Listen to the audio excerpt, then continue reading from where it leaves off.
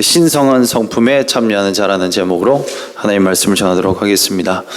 하나님의 그 은혜가 우리 가운데 이미 가득 차서 또 차고 넘치고 또 풍성하게 주시는 줄로 믿습니다. 믿는 자들은 이미 우리 가운데 주어진 은혜를 받아 누리며 살아가는 것입니다. 이렇게 큰 은혜가 우리 가운데 주어졌는데도 우리가 하나님의 진리를 잘못 이해할 때가 많이 있습니다. 그 중에서 저는 잘못 이해하고 있는 것 중에 하나가 참 우리가 중요하게 생각하는 것이 성공을 아주 중요하게 생각한다는 것입니다. 우리가 살아가는 가정이나 학교나 우리 교회에서도 똑같은 메시지를 주기 때문에 모든 사람들이 신자나 불신자나 어린아이나 어린이 할 것 없이 모두가 그렇게 생각하고 있습니다. 가장 최고의 미덕은 성공의 시대를 우리는 살아갑니다. 인생도 빨리 성공을 해서 이름을 세상에 떨쳐야 된다, 크게 떨쳐야 된다고 우리는 배우고요. 신앙생활마저도 우리는 성공주의에 빠져 있습니다. 주의 일로 우리는 더 크게 하는 자가 되게 해달라고 늘 그렇게 기도하기를 좋아합니다. 더 크게 쓰임받게 해주시옵소서. 저도 참 그런 기도를 많이 듣고 자랐던 것 같아요. 우리 부모님으로부터 해서 우리 아들을 정말 크게 사용하여 주시옵소서. 머리가 될지언정 꼬리는 되지 말게 해주십시오. 이런 기도를 정말 많이 듣고 자랐던 것 같아요. 그래서 꼬리가 되면 안 되겠구나 그런 생각들을 많이 했었습니다. 교회 생활을 하면서 또 교회 사역을 하면서도 그런 것 같습니다. 빨리 교회를 또 부흥시키는 것이 가장 중요한 미덕인 것처럼 우리는 생각을 합니다. 물론 크면 좋습니다. 큰 것은 하나님도 원할 때가 많이 있습니다. 저도 개인적으로 크게 쓰임받고 싶습니다. 여러분도 그렇게 쓰임받기를 원하시죠? 저와 여러분 크게 쓰임받기를 축복합니다. 이걸 원해도 괜찮습니다. 우리 아이들도 정말 크게 쓰임받기를 주의 이름으로 축원드립니다. 우리 부모님들의 기도 다시 한번 반복해서 해봅시다. 우리 머리가 될지언정 꼬리가 되지 않게 해 주시옵소서. 아멘 안 합니까? 아멘. 좋은 거 아니겠어요, 여러분? 우리 아이들이 크고 귀하게 쓰임받는 것, 그리고 성공하는 것은 좋은 일일 것입니다. 우리 하나님이 또 정말 원하는 그 순간에 또 우리의 원함과 일치되었을 때는 그것만큼 좋은 일은 없습니다. 그러나 그 어떤 것 이전에, 우리의 어떤 그 성공의 모습 이전에 정말 중요한 게 있는데, 그건 하나님의 정말 진심으로 하나님이 원하는 그 핵심, 그죠? 하나님이 진짜 원하는 것이 무엇인지를 먼저 알고 우리가 원하는 것을 보탤 수 있어야 그래서 지혜로운 신자가 아닌가 생각을 하는데요.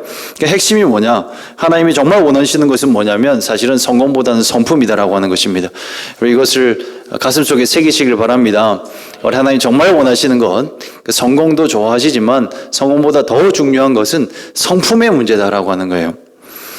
연예계를 보면서 제가 생각하는 게 있어요. 연예인들 여러분 다 좋아하지 않습니까? 저도 연예인들 어릴 때부터 봤기 때문에 지금 40년 가까이 봤기 때문에 어느 정도 도 같았어요, 저도.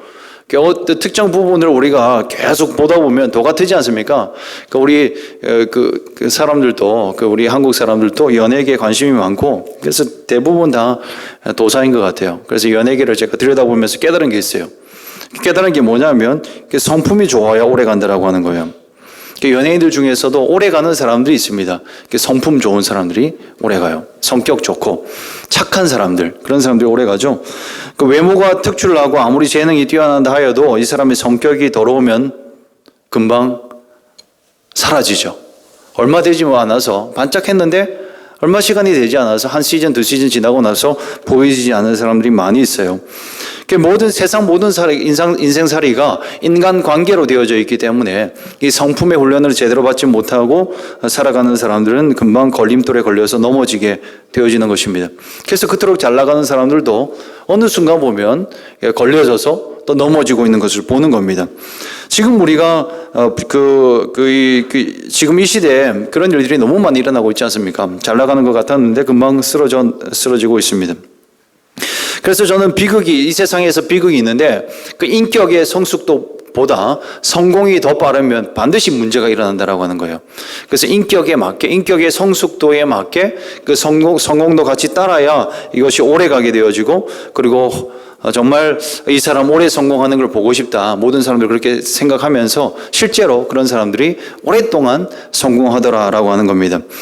최근 우리가 목격하고 있는 게 그런 겁니다. 그죠? 대한항공 가족들의 몰락, 그 조씨 가문들의 그 몰락을 보는 게 이거예요. 그죠? 굉장히 있는 것들이 많은 사람들인데, 그 돈도 많고, 뭐 학벌도 좋은 거 같고, 그리고, 뭐 여러 가지 면에서 부족함이 없는 그런 사람들입니다. 근데 아는 것도 많은 것 같아요. 그 여자가 그 지금 그 뉴스 틀면 나오는 그 여자 한 사람 있어요. 조씨 여자.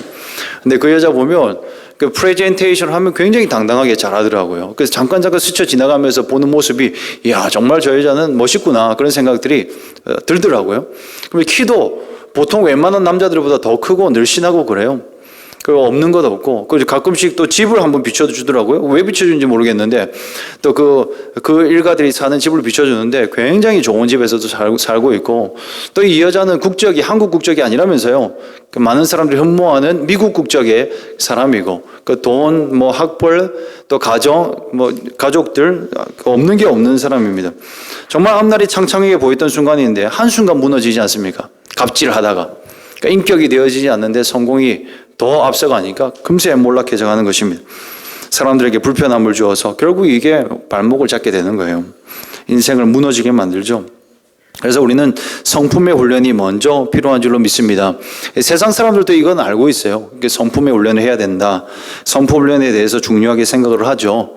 물론 대한민국의 대부분의 사람들은, 부모들은 성적에 미쳐 있긴 하지만 성공을 위해서 성적을 잘 받아야 한다라고 믿고 있고, 그 성적 한 점수 더 받기 위해서 아이들을 엄청 괴롭히죠. 막 쪼고 괴롭히고 때리고, 실제로 때리면 성적은 좀 올라가요. 저도 맞으면서 공부했던 적이 있거든요. 맞으니까 올라가더라고요. 그러니까 이게 뭐 진리처럼 받아들여져서 애들을 막 잡고 때리고, 한 점 내려가면 100대 때리고, 그러면 애들이 정신 번쩍 차리고 또 공부하거든요.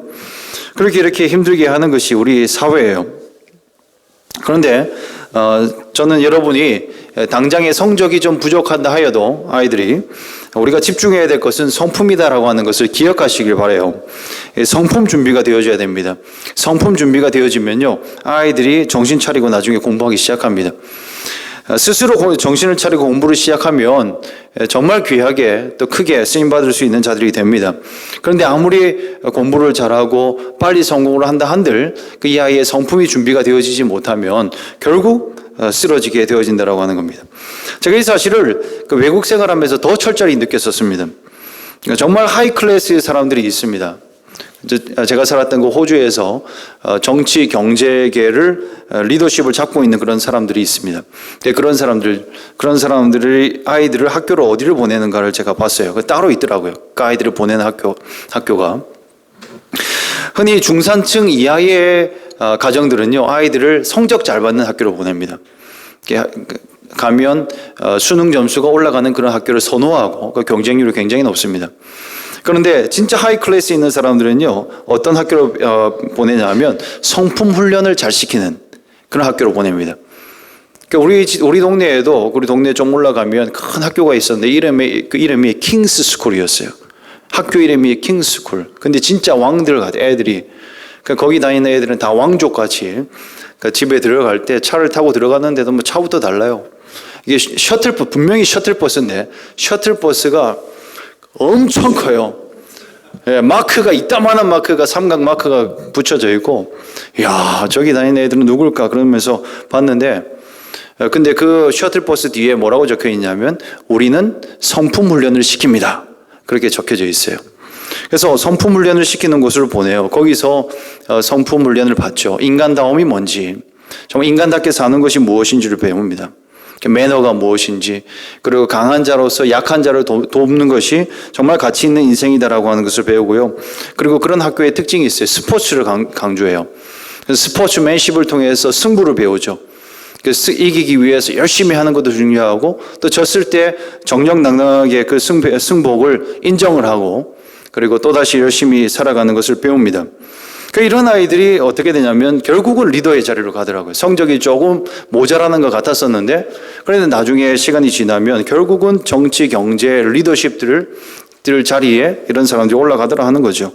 근데 주목할 것은 그런 하이 퀄리티의 학교들이요, 배경이 대부분이 기독교 학교라고 하는 거예요. 100% 이런 좋은 학교들은 다 기독교 학교였습니다. 물론 성경을 제대로 가르치는 학교는 몇 남지는 않았습니다. 대부분은 좀 퇴색해져 갔지만, 기독교 가치가 많이 퇴색해져 갔지만, 그러나 기독교 전통 위에 세워진 학교들이 성품을 강조하고, 그리고 성품을 강조하는 그 학교에서 자란 아이들이 진정으로 성공하는 자리로 나아가더라고 하는 것입니다. 여러분, 우리 아이들이 이 땅의 그 리더십들로 자라나길 축복합니다. 정말 그리스도의 리더들로 자라나서 이 땅을 변화시키는 그런 영향력이 있는 아이들이 됐으면 좋겠습니다. 그렇게 하기 위해서 우리가 해야 될 것이 뭐냐? 기억하십시오. 성품 훈련에 우리는 집중해야 한다고 하는 것입니다. 하나님이 정말 우리에게 기대하시는 것도 이 성품의 변화입니다. 마태복음 7장에 보면 심판날에 대해서 나옵니다. 심판날에 누가 그리고 무엇을 근거로 해서 심판을 받는지에 대해서 나오는데, 이 기준을 열매로 나뉘어야 된다라고 우리 예수님이 말하고 있습니다. 그날에는 열매로 알리라, 그렇게 말하고 있습니다. 오늘 본문에도 열매에 대해서 나오고 있는데, 이 주님은 우리의 열매를 통해서 심판하게 될 거다라고 얘기하고 있습니다. 그런데 이 열매가 뭐냐? 우리는 열매 맺는 삶이라고 얘기를 하면 우리 종교적으로도 많은 어떤 선한 일을 하고, 또 우리가 또 전도도 많이 하고, 또 큰 교회를 이루고 하는 것이 그 주님이 원하시는 열매라고 생각을 하는데, 그러나 주님이 말씀하시는 것은 우리가 생각하는 것과는 다릅니다. 성공의 열매가 아니라 성품의 열매라고 하는 겁니다. 그 말씀에 뭐라고 기록하고 있냐면, 그날에 많은 사람이 나더러 이르되 주여 주여 우리가 주의 이름으로 선지자 노릇하며 주의 이름으로 귀신을 쫓아내며 주의 이름으로 많은 권능을 행하지 아니하였나이까 하리니, 그때 내가 그들에게 말하되 내가 너희를 도무지 알지 못하니 불법을 행하는 자들아 내게서 떠나가라 하리라. 굉장히 놀라운 말씀이죠. 주여 주여 하면서 내가 이런 일도 했습니다, 이런 사역도 감당했습니다. 선지자 노릇, 말씀을 전하는 사역이에요. 그리고 귀신을 쫓아내는 사역, 굉장한 권능의 사역이죠. 그럼 많은 권능을 행하였습니다. 내가 이런저런 일도 많이 했습니다, 이런 사역의 열매도 있습니다라고 말하지만, 우리 주님께서는 그런 것들을 보지 않는다라고 이야기를 하고 있습니다. 그러면서 우리 예수님께서는 열매로 알리라라고 말하면서 그 열매가 무엇인지에 대해서 그 뒷부분에 말해주고 있는데, 그것은 심판날 흔들리지 않는 우리의 믿음의 집을 지을 것에 대해서 엄중하게 말하고 있다라고 하는 것입니다. 반석 위에 집을 지어야 된다라고 말하고 있습니다. 그게 바로 성령의 열매를 맺는 삶을 살아가라라고 주께서 말하고 있습니다. 우리 주님께서는 우리의 인생의 열매를 성공으로 보지 않습니다. 하나님은 우리에게 정말 보고 싶은 것이 있는데, 그건 바로 성령의 열매를 보기를 원하시고, 그리고 그 성령의 열매가 맺혀지는 삶을 잘했다, 충성된 종아라고 하면서 칭찬해 주신다라고 하는 겁니다. 여러분, 하나님의 말씀대로 순종하여서 든든하게 흔들리지 않는 이런 믿음의 집을 짓고, 그리고 많은 성령의 열매를 맺길 주의 이름으로 축원드립니다. 인생의 성패는 성품에 달려 있는 겁니다. 성공주의가 아니라 성품의 훈련에 달려져 있습니다.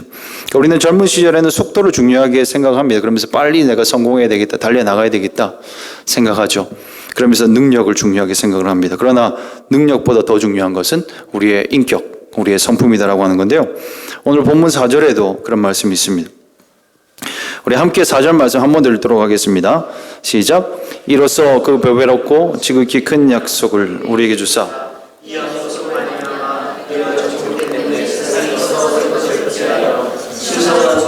참여하는 자가 되게 하려 하셨느니라. 아멘. 신성한 성품에 참여하는 자가 되게 하셨음이라 말하고 있습니다.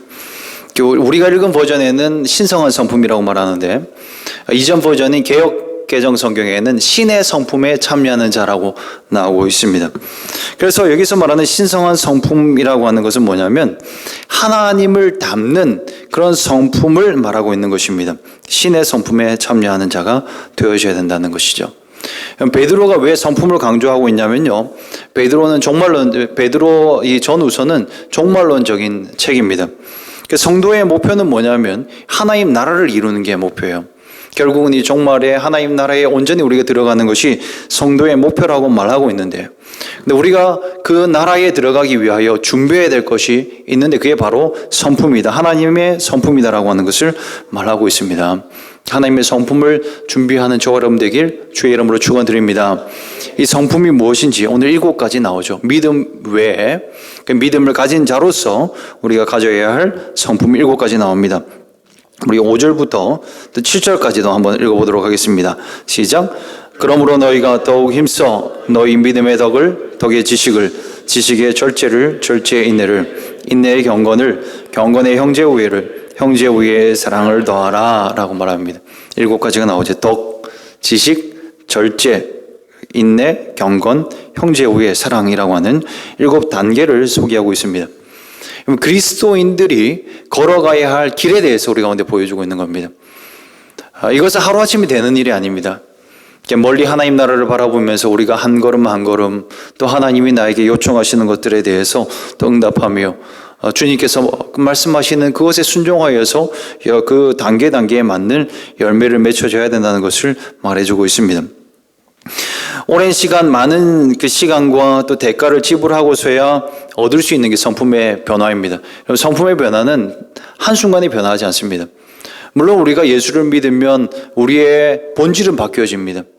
우리가 죄의 종로로 살고 있던 우리들이었지만 이제 예수를 믿는 순간 이제는 하나님의 자녀로 바뀌어집니다.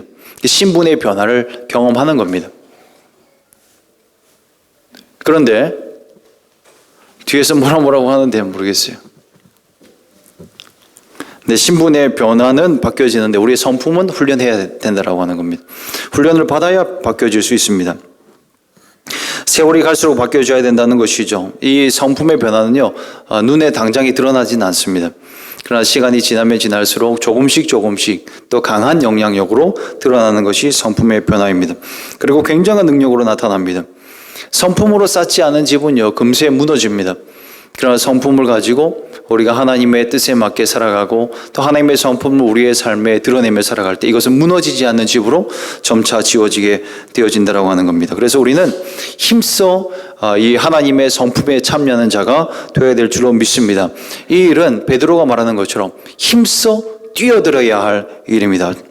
결코 저절로 되는 일이 아니라는 것을 베드로는 말해주고 있습니다. 힘을 써야 할 주제라는 겁니다. 결코 우리가 머물러 있어서는, 게으르게 있어서는 이 열매를 맺을 수 없고, 이게 하나님의 그 말씀을 쫓아서 한 걸음 한 걸음 힘써 달려나가야 그날에는 완전한 그 하나님의 성품에 참여하는 자가 될 수 있다고 말하고 있습니다.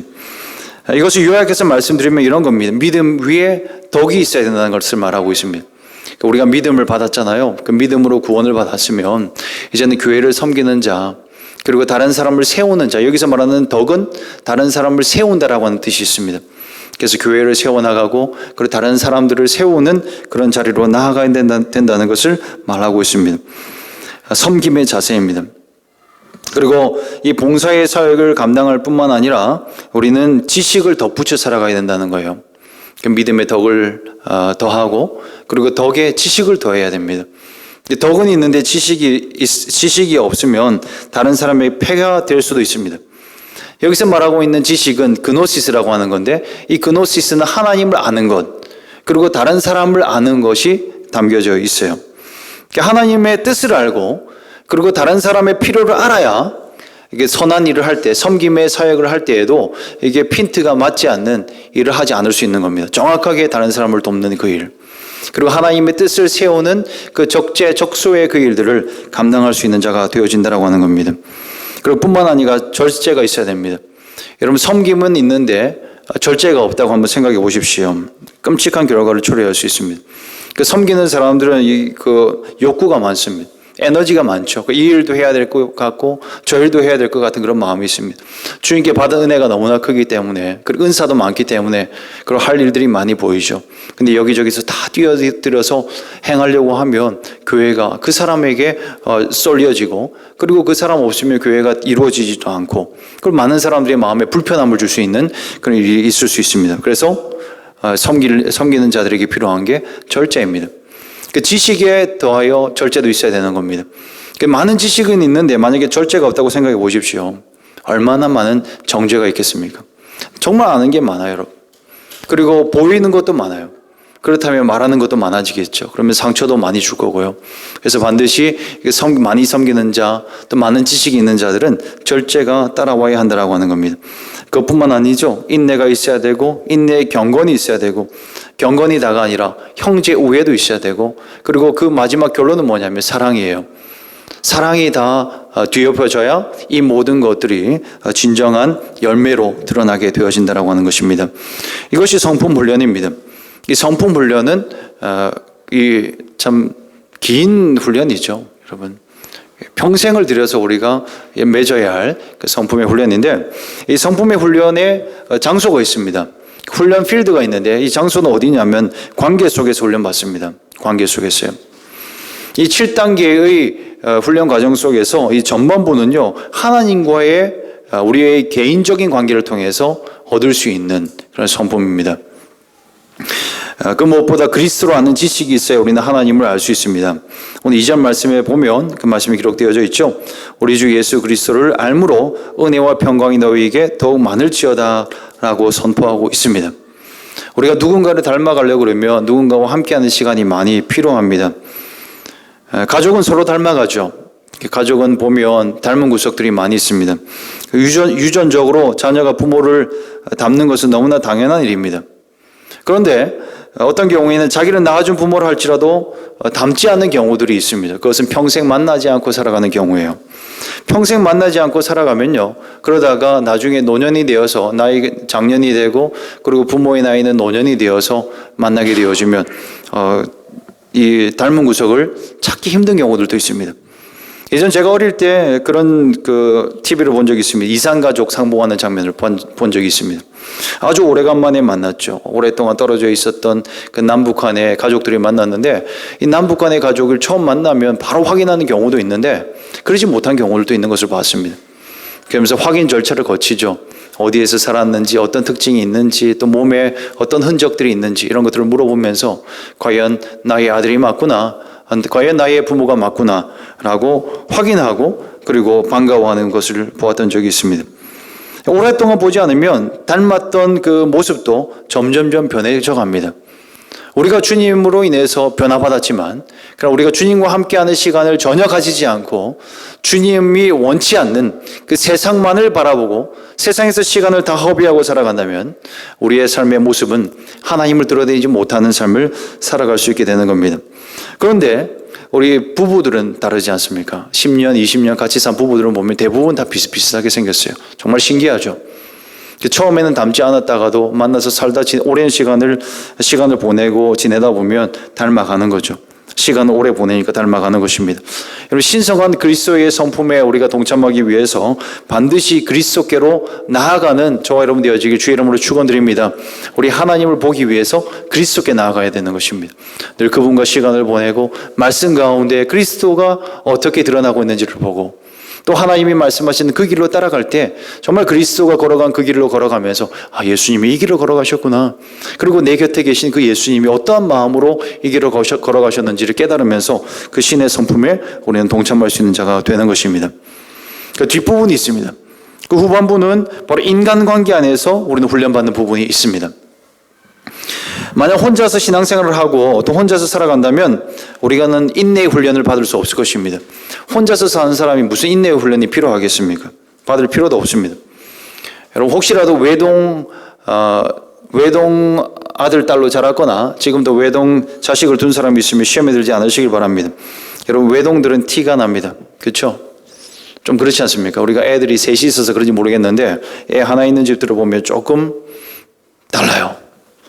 절제력이 부족해요. 하나만 있는 집은. 그리고 인내심이 좀 부족한 것을 느껴요. 그래서 외동을 둔 자녀들은 특별히 신경 써야 될 부분이 있어요. 이건 인내심 그리고 절제력 훈련에 신경을 더 많이 쓸 필요가 있다고 생각을 합니다. 왜냐하면 훈련받을 기회가 없었기 때문에요. 반드시 공동체 안에서 그 관계 안에서 훈련받아야 될 부분이 있는데 혼자 자라다 보면 그 훈련을 받지 못했던 거죠. 그런데 애들 많은 집에는 이 훈련을 자연스럽게 받게 되어져요. 우리 집에도 어린 애들이 셋이 있기 때문에 정신이 없어요. 조용할 틈이 없어요. 늘 부딪히고 싸우고 정신이 없어요. 절제 안 하고 인내 안 하고는 살 수 없는 환경이 너무나 많은 거예요. 절제 안 하면 참지 않으면 살 수 없는 거예요. 일단 먹을 것도 치열합니다. 혼자 다 먹겠다라고 다 들고 가버리면 그때부터 어떤 기운이 찾아와요? 전쟁의 기운이에요. 혼자 독차지하겠다 들고 가면 이건 애들도 그렇고 제 마음도 그래요. 혼자 들고 가버리면 그건 절대 있을 수 없는 일이다. 그 신앙생활은 항상 관계 속에서 부딪히면서 훈련을 받도록 하나님께서 만들어 두셨습니다. 그래서 관계 속에서 내가 깎이고 그리고 다른 사람도 깎아주면서 그렇게 훈련받아 가는 것입니다. 여러분, 애들 많이 기르시는 우리 셋둥이 든 정수 집사님 위로받으시길 바랍니다. 여러분, 이 훈련받고 있는 시간이에요. 애들 기르는 거 진짜 힘들지만 애들이 막 싸우고 시끄러우면요, 기억하세요. 신의 성품의 훈련 중에 있구나 생각하시면서 여러분 위로받으시길 바랍니다. 진짜 어렵긴 합니다. 사실 이게 깎이는 일이기 때문에요. 공동체 생활도 어렵죠. 우리 교회 생활하는 것도 쉽지 않습니다. 우리가 셀교회라서 늘 관계지향적으로 강조를 하고 교회 생활해야 됩니다. 인간관계 잘 가져야 됩니다. 그런 얘기 정말 많이 하는 교회거든요. 근데 이거 피하고 살아가면 훨씬 더 편합니다. 그냥 혼자 신앙생활을 하고 그냥 예배 시간에 은혜 받고 돌아가면 그러면 괴롭히는 사람도 없죠. 근데 셀 생활하면서 또 교회에 더 깊숙하게 들어오면요, 고민이 많아져. 야, 내가 왜 이 고생을 하면서 이 교회에 와서 이 어려움을 당하고 있을까? 그죠? 저 속된 말로 말하면 왜 내가 여기 와가지고 무슨 고생한다고요? 개고생하고 있는가? 그런 생각 못 드는 거예요. 여러분, 다르다라고 하는 거, 다른 사람들이 있기 때문에 우리가 그런 어려움을 겪는 거거든요. 이 다른 사람을 만나고 관계한다는 것은 상당히 까다로운 일이에요. 정말 어려운 일입니다. 여러분, 같은 배에서 난 형제들도 다릅니다. 그렇죠. 저도 아우가 하나 있는데 2살 차이 나는 동생이 있는데 치열하게 싸웠었어요. 정말 많이 싸웠고 만나면 또 싸우고 계속 싸웠었어요. 그리고 지금은 좀 덜 싸웁니다. 근데 둘 다 이제 목회자의 길을 걸어가고 신학 공부하면서도 우리 싸웠었어요. 모이면 우리는 뭐 대화의 주제가 교회고 뭐 그런 건데도 신학이고 그런 건데도 그것 가지고 싸워요. 교회 문제 가지고 그리고 생각 다른 것 가지고 또 싸우고 많이 그랬었는데 성격이 다르죠. 그리고 기호도 다르고 또 추구하는 가치도 다르고 배경 관점 다 다른 거죠. 그런데 베드로는 형제 우애를 강조하고 있습니다. 형제라면 당연히 우애를 나눌 것처럼 보이지만 그렇지 않습니다. 한 몸이라고 하는 부부도 그게 쉽습니까? 어렵잖아요, 여러분. 이번 주 주일날 설교 들으면서 저도 참 많이 은혜 받았지만 우리 성도님들 이렇게 은혜 많이 받는 거 제가 처음 봤습니다. 2부 예배 때는 여러분 1부 예배 참석하신 분도 계시지만 2부 예배 때는 성도들 모두가 정말 이 반응이 열광의 도가니였어요. 목사님 한마디 하면 빵 터지고 그 웃음을 주체할 수 없고 정말 공감 많이 하면서 아멘 하시면서 받는 모습을 봤습니다. 어떤 대목에서 은혜 받는 줄 아세요, 여러분? 목사님 부부싸움한 대목에서요. 부부싸움을 했다고 그러니까 거기에 다들 공감을 하는 거예요. 정말 많이 웃고 또 거기에 공감하고 마음이 활짝 열려지고 주께서 본인들에게 하시는 말씀으로 그대로 듣고 왜 지금도 그들의 현장 가운데서 일어난 일들이기 때문에 이겠죠. 다 집에서 일어난 일들이라. 저는 여러분에게 덧붙여서 또 하나의 고백을 하려고 하는데요. 우리는 부부싸움이 아니라 아이들과의 싸움. 제가 지난주에 아이들과의 전쟁을 한번 치렀다는 것 아니겠습니까? 아이들 섬기는 것도 아이들 사랑하고 이해하는 것도 참 쉽지 않습니다. 지난주 월요일 아침에 있었던 일인데 제가 아이들한테 너무 큰 화를 냈어요. 분을 막 냈어요. 샤우팅, 막 고함을 지르고 과격하게 그렇게 행동을 했습니다. 아침에 있었던 일인데 아침부터 아이들을 준비하느라 늘 우리 집은 분주하죠. 첫째, 둘째 또 유치원 또 학교 보내야 되니까 늘 아이들 씻기고 옷 입히고 밥해 먹이고 그리고 이제 셔틀버스 타러 보내야 되거든요. 근데 첫째, 둘째가 시간이 달라요. 1시간 갭이 있어서 또 둘째 준비시켜서 보내고 그래야 됩니다. 근데 둘째, 셋째가 티격태격한 거예요. 그래서 제가 한두 번 경고했거든요. 싸우지 마라. 양보해줘라 얘기를 했는데 끝까지 포기를 안 하는 거예요. 우리 둘째가 포기 안 했어요. 셋째가 좋아하는 거 주면 되는데 주지를 않고 뭐 얘도 맨날 주기가 싫었겠죠. 그날 아침에는 주지 않고 포기하지 않고 있어서 저는 어느 정도 차올랐어요. 이제 차올랐다. 이제 한번 건드리기만 건드려라. 그런데 딱 다 준비했어요. 잘 참았어요. 끝까지. 그런데 집 밖을 나가기 직전에 이 둘째가 옷을 바꿔 입고 가겠다. 이제 나가기 직전인데 옷이 마음에 안 든다. 잠바를 이걸 안 입고 가겠다. 때를 쓰더니 거기다가 신발을 여름 신발 샌들이 있거든요. 편한 크록스 신발. 이걸 신고 가겠다고 이걸 때려쓰기 시작하는데 월요일은 좀 쌀쌀했습니다. 그래서 아이를 감기를 들지 않게 하기 위해서 우리는 좀 따뜻한 걸 신고 왔으면 좋겠다. 아니라고. 자기는 그걸 신기 싫다고 또 때려쓰기 시작하는데 그래서 제가 화를 냈죠. 근데 그날 얼마 지나지 않아서 또 목사님하고 동일하게 말씀 펴보는데 이 본문이었던 거예요. 신성한 성품에 참여하라. 말씀 보는데 이게 뭐 진도가 안 나와요. 신성한 성품 나한테는 없는 것 같고 그 찰나를 참지 못해서 정말 좌절감이 들더라고요. 그 좌절감이 들어서 일어나지를 못하겠더라고요. 한동안 일어날 수 없고 애 유치원이고 뭐고 다 때려치자 그러면서 데리고 와가지고 그냥 유치원 안 보냈어요. 그리고 그 아침에 조금 전에 있잖아요. 그 장난감 그 양보 안 했던 장난감 그 애들이 제일 좋아하는 거였거든요. 최근에 한 달 동안 제일 좋아했던 그 장난감 발로 밟아버렸어요. 그래서 제가 발에 부상을 당하고 제 죄의 상처가 지금 있는 거예요. 그래서 지난주에 한 주 내내 지금 피부과 왔다 갔다 했었는데 이제 붕대 풀고 이제 있는 거예요. 그럽니다. 지금 연약하죠, 여러분. 그러고 나서 이번 주엔 또 허리 다쳤잖아요. 이 허리는 제가 주의를 감당하다가 다친 거예요. 이거는 죄 때문에 당한 게 아니고 의를 위해서 고난 당하는 일도 있고 우리 안에는 죄 때문에 고난 당할 일도 함께 있는 겁니다, 여러분. 어쨌든 이것 때문에 너무너무 어려웠어요. 마음이 어려웠고 참 힘들었는데 근데 지혜로운 제 아내님께서 이게 그 사태를 수습하려고 했는지 저 혼자 또 그냥 내버려 두려고 했는지 아이들을 막 급하게 준비를 시키는 거예요. 그러면서 친정에 가겠다. 그래서 그 장모님하고 막 통화를 합니다.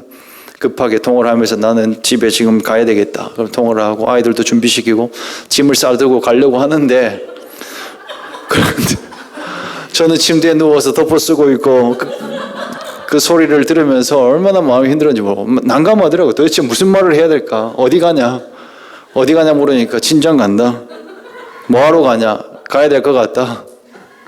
그러니까 아무 말도 못하고 그리고 이제 준비하고 이제 다 준비시켰어요. 애들까지. 나가기 직전 타이밍이었는데 제 아내가 저한테 복음을 던져주셨어요. 당신 또 준비해라 하는 기회를 주셨어요. 그래서 그 기회를 제가 신속히 받아서 저도 빨리 준비하고 해서 아까 전화 통화했던 그 통화는 혼자 그냥 저한테 그냥 좀 그 심란함을 더 주려고 했던지 회개 기회를 주려고 했던지 그냥 자기 혼잣말 했던 거더라고요. 그래서 빨리 옷 갈아입고 밥이나 먹으러 가자 해서 짐을 챙겨 들고 같이 나가서 그 나머지 하루는 좋은 하루를 보냈습니다. 우리 둘째 애한테도 용서를 빌고 그러나 너도 잘못한 것이 있다. 양보를 하라. 그러면서 평화의 시간이 우리 가운데는 왔습니다. 여러분 힘든 겁니다. 여러분 두 사람이 함께 맞춰가는 거 정말 힘든 일이에요. 다른 사람 내 새끼 이해하는 것도 힘든 거예요. 어디서 나왔냐 이런 거 그러면서 어디서 나왔기는 니한테서 나왔지. 그런데도 이해하기가 어려운 거예요. 교회 안에서 얼마나 힘들겠어요. 우리 형제 자매거든요. 우리는 형제 자매인데 나의 형제고 나의 자매고 우리가 한 배에서 나왔는데도 다르다는 것 조금 다르다는 것 때문에 이해를 못하는 거예요. 형제 우애 그리고 그 사랑을 우리가 하지 못하는 거예요. 그런데 너무나 어려움으로 다가오죠. 모두 하나님을 믿지만 실제적으로 부딪히는 그 관계의 문제들이 있습니다. 근데 이 관계의 문제는 무엇으로 풀어야 되냐면 성품으로 풀어야 됩니다. 여러분 성품으로. 우리가 관계하기 어려운 사람을 만나지 않습니까? 그러면 기억하십시오. 지금 내가 성품 훈련을 받는 현장 가운데 있구나. 아직도 내가 졸업을 하지 못했구나. 내가 주님 다시 오실 때까지 이 학교를 내가 수료를 해야지 하면서 받아 나가면 되는 것입니다.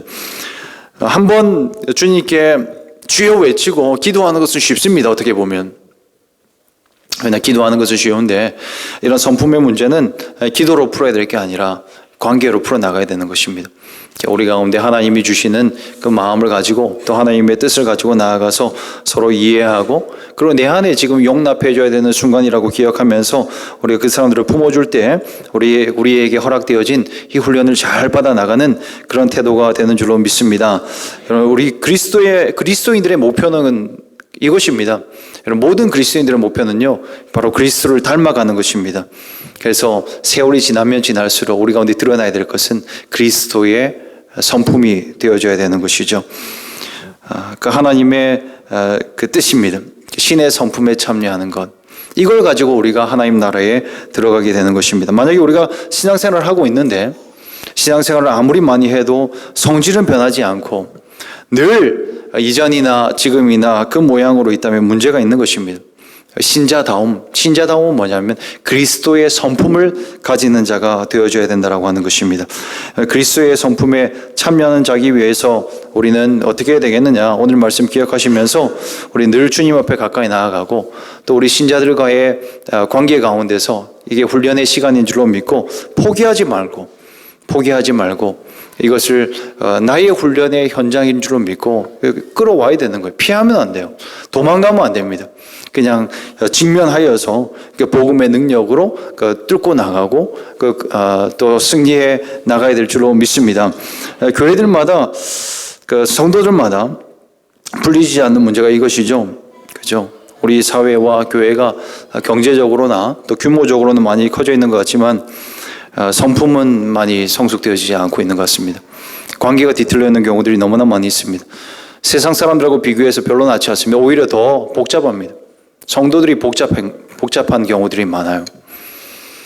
예수 믿지 않는 사람들은 그냥 술 한 잔 먹고 솔직하게 얘기하고 털어버리는데 예수 믿는 사람들은 너무나 많이 꼬여 있어요. 교회가 세상보다 못한 경우들도 많이 있습니다. 굉장히 대단한 가치를 말하는 것 같은데 사람들과의 관계에 있어서는 능력이 나타나지 않습니다. 복음의 능력이 나타나지 않습니다. 교회들마다 상처가 너무나 많이 있습니다. 성도들마다 인격이 성숙되지 않는 사람들이 너무나 많이 있습니다. 여러분, 이게 복음의 정신이 아닙니다. 십자가의 정신, 복음의 능력은 무엇입니까, 여러분? 이것은 천국을 주시기 위해서 완전히 낮아지신, 자기 자신을 버리신 그 예수 그리스도의 그 사랑이라고 하는 것입니다. 이 사랑을, 이 복음의 정신인 이 완전한 사랑을 기억하셔서 우리가 다른 사람 또한 품어주고 또한 이 긴 여정에서 포기하지 않고 나아가게 될 때 놀라운 성품, 신의 성품에 참여하는 자로 살아가게 될 줄로 믿습니다.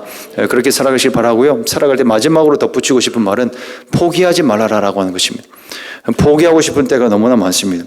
그런데 이건 포기하지 말아야 됩니다. 긴 여정이라고 하는 것을 기억하십시오. 그리고 주님 닮고 싶은 마음을 잊어먹지 마십시오. 때로는 실망될 때도 있습니다. 또 내가 화를 냈구나. 또 내가 유혹에 넘어갔구나. 또 실패했구나. 그러면서 좌절하고 싶은 마음들이 분명히 들 때가 있을 것입니다. 그러나 포기하지 마십시오. 성품보다 더 큰 능력은 없습니다. 주님의 성품의 그 능력은요, 우리가 생각하는 것보다 훨씬 더 큽니다. 말로 능력이 나타나는 게 아닙니다. 신자는요, 성품으로 말하는 자들입니다. 우리가 그리스도를 닮아가는 삶을 살아가면 말하지 않아도 능력이 나타납니다. 포기하지 않고 살아가면 그리스도의 능력이 나타나기 시작합니다. 그래서 다른 사람들에게 이 능력이 전파되어져서 우리 안에서 뭐가 이루어지는지 아십니까? 하나님의 나라가 이루어지는 것입니다. 그리스도의 성품이 우리 가운데 이루어지게 될 때 우리가 겪는 것은요, 하나님의 나라로 바뀌어지는 것입니다. 그래서 오늘 베드로가 결론적으로 말하는 것처럼 성품의 열매로 하나님의 사람들이 가는 곳이 있는데 그것이 바로 천국이라고 이야기를 하고 있는 것입니다. 지금 이 순간에도 신의 성품에 참여할 때 하나님의 나라를 누리며 살아가고, 그리고 하나님의 영원한 그 하나님의 나라를 향해서 우리가 걸어가는데 넉넉하게 들어가는 그런 그 권세가 저와 여러분 가운데 주어지게 될 줄로 믿습니다. 우리 같이 기도하며 나가겠습니다.